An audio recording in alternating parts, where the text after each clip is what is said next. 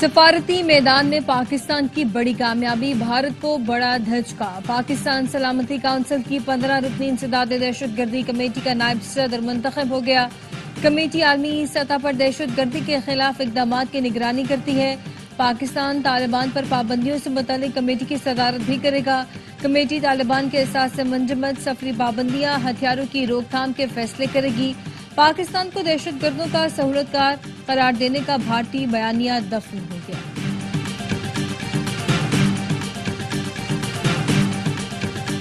وزیر اعظم شہباز شریف کی زیر صدارت قومی اقتصادی کونسل کا اجلاس، بجٹ اہداف کی منظوری دی جائے گی۔ قومی ترقیاتی پلان، PSDP، میکرو اکنامک اہداف کا جائزہ لیا جا رہا ہے۔ اجلاس میں وفاق کے نمائندوں سمیت وزرائے اعلیٰ شریک ہیں۔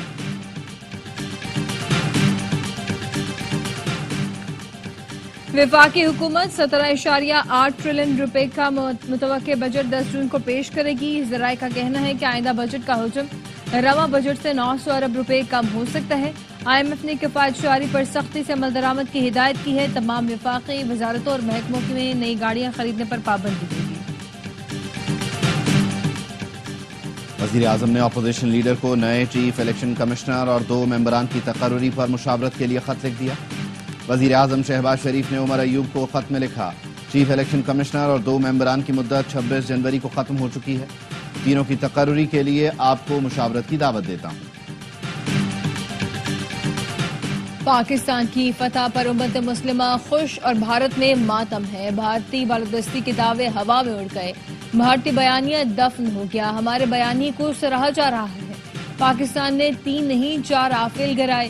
نائب وزیر اعظم اسحاق ڈار کی نیوز کانفرنس، کہا بھارتی جارحیت اور الزامات پر چین نے پاکستان کی بھرپور حمایت کی۔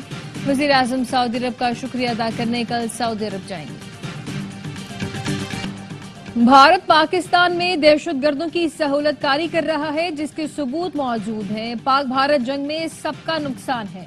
ہر ذمہ دار ملک امن کے لیے کردار ادا کرے۔ بلاول بھٹو زرداری کی نیو یارک کے پاکستان مشن میں پریس کانفرنس، مودی کو اسرائیلی وزیر اعظم نیتن یاہو کی کاپی قرار دیا۔ پاکستانی وفد کی اقوام متحدہ کے سیکرٹری جنرل سے ملاقات، وزیر اعظم کا خط پہنچایا۔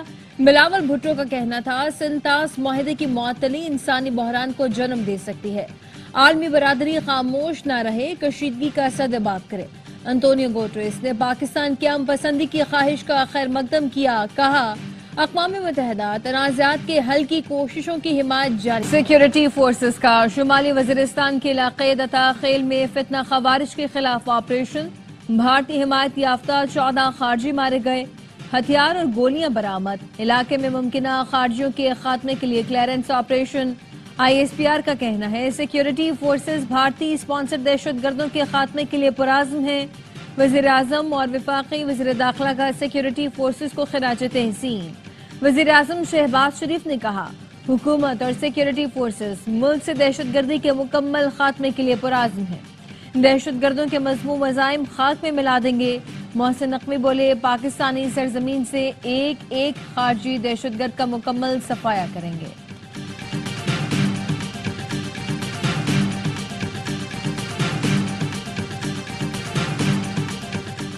اسسٹنٹ کمشنر تنگ حنیف نورزئی کو فیملی سمیت کوئٹہ جاتے ہوئے اغوا کر لیا گیا۔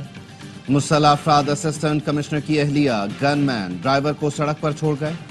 ڈپٹی کمشنر کہتے ہیں واقعے کی اطلاع ملتے ہی زبیدہ جلال روڈ پر سرچ آپریشن شروع کر دیا گیا۔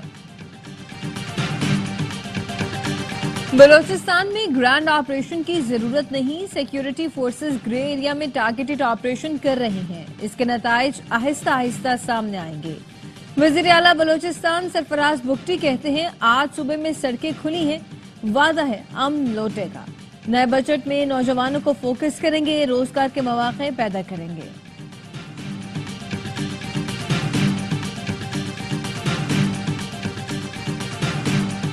پاکستان سٹاک مارکیٹ تاریخ کی نئی بلندیوں پر پہنچ گئی، 1,21,000 کی سطح عبور۔ 100 انڈیکس میں کاروبار کے دوران 1200 سے زائد پوائنٹس کا اضافہ، انڈیکس 1,21,700 سے زائد پوائنٹس پر ٹریڈ کر رہا ہے۔ وفاقی وزیر داخلہ محسن نقوی کی مولانا فضل الرحمان سے ان کی رہائش گاہ پر ملاقات، سربراہ JUI سے خیریت دریافت کی، ملکی صورتحال پر تبادلہ خیال کیا۔ पाक भारत कशीदगी के बाद खित्ते की मौजूदा सूरत हाल पर गुफ्तगू की गई। भारत की दहशतगर्दी की पॉलिसी नहीं चलेगी। अफवाद पाकिस्तान मुल्क से हर तरह की दहशतगर्दी के खात्मे के लिए पुरआज़म है। वज़ीर इत्तलात अता तारड़ की प्रेस कॉन्फ्रेंस, कहा भारत की खारजा पॉलिसी दहशतगर्दी को फरोग देती है। भारत पाकिस्तान समेत मुख्तलिफ मुल्कों में दहशतगर्दी में मुलव्वस है।